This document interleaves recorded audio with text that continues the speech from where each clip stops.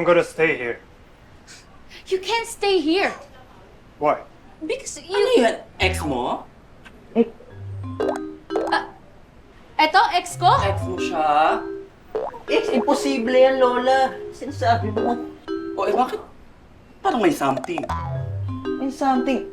Kasi magkakaibigan kami tatlo. Right? We're friends, right? Yeah. Friends, Ay! Kakaloka kayo? Kinabahan naman ako sa'yo. Akala ko pa naman magkakaroon ako ng, alam mo, karibal sa baby ko. Buti na lang sinabi niyo magkaibigan kayo. Kasi, doon siya matutulog sa kwarto mo. Ay, ano ba naman? Kakainis naman. O siya, ikaw na muna bahala dito Okay, he's gonna show you the room I'll see you later Ano ba yan? Bakla? Tawag ka ng tawag. Why do you want to live here? Your place is better. Because you're still in danger. And Dursa is still out there. I'm here to protect you. To be your bodyguard. For free? Kahit palibre yan, I don't need the bodyguard. I don't need you to protect me. I know Taekwondo. Oo, matik na yon. Pero paano kung naagrabyado ka? Perez, bakit hindi mo tatawagan? Di ba, Opa? Are you talking to me?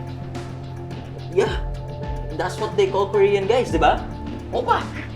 Yeah, but, you know, Sige na, wala naman tayong magagawa kung gusto niya tumira dito eh. You can live here. Just stay out of my way. Clear? clear. You know, you won't even notice me because I'm good at my job. Whatever. Come, I'll show you to our room. Opa.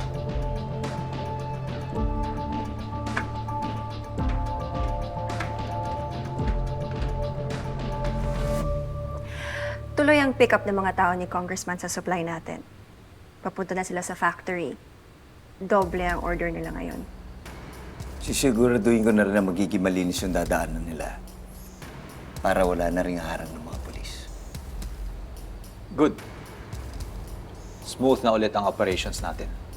Simula nung nakulong ang delgado niya. Baka naman makagawa pa ng milagro ang pulis na yun. Magkaaberya na naman tayo. Bakit di pa natin tudasin? Chill ka lang. Ikaw naman gumagawa ka ng sarili mong multo eh. Dahil gusto kong lagyan ng bala sa ulo ng delgado niya. Para maging totoong multo na siya. Diskarte ni Parak yan. I'm sure niluluto na niya ang plano niya. He knows what to do. Right?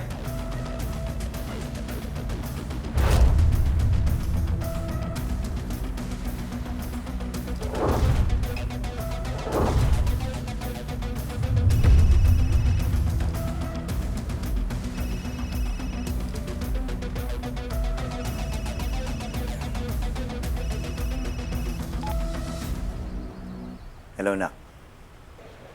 Ninong, pwede po ba tayo magkita? Importante lang po. Oo naman. Bakit? Tungkol saan ba yan? Tungkol po dun sa sinasabi ko pong ebidensya na makakatulong po kay tatay. Yung makakapagpalaya po sa kanya.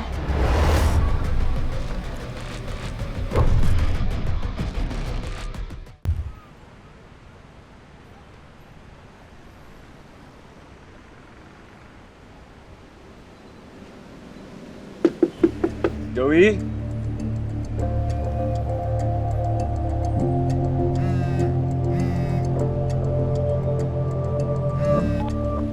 Yes, Eli? Remind ko lang yung recording natin, ha? Nakaset up na kami dito. Oh, shucks, I'm sorry. Nakalimutan ko. I'm just here sa house ni Joey. I just really have to talk to her kasi palagay ko meron siyang kasamang gagawin. I'll be back, I promise. Okay. Bye. Lord, hindi naman ako ganun kabait. Pero bakit parang sudamak naman ang blessings ko ngayon? Yes! Andyan ba si Joey? Posible bang makausap ko siya?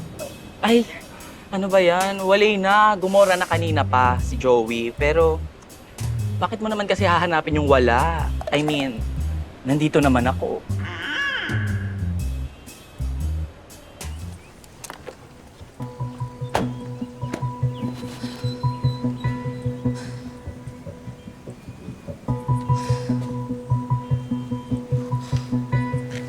please stop?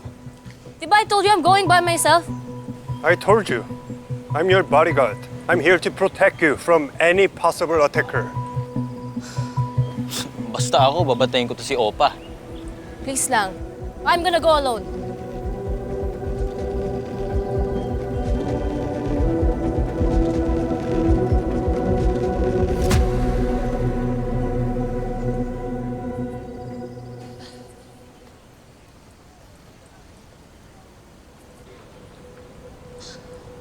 Ninong,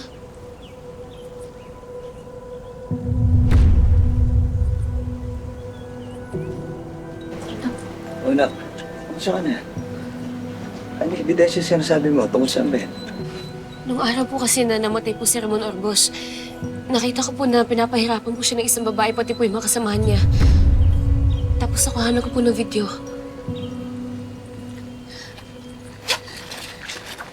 Dito po.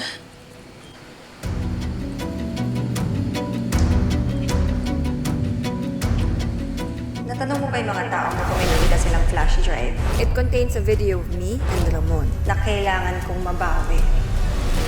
Ito pala yun. Opo, Ninong.